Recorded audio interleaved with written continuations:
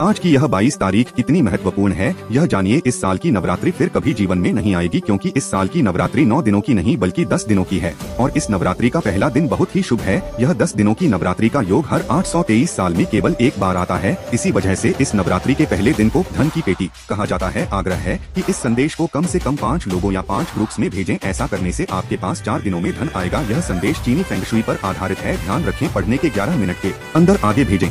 नवरात्र में देवी माँ आपको बहुत सारा धन का लाभ करे या आशीर्वाद पाने के लिए वो नीचे वाला लाल बटन दबाएं और सब्सक्राइब करें और लाइक शेयर भी करें।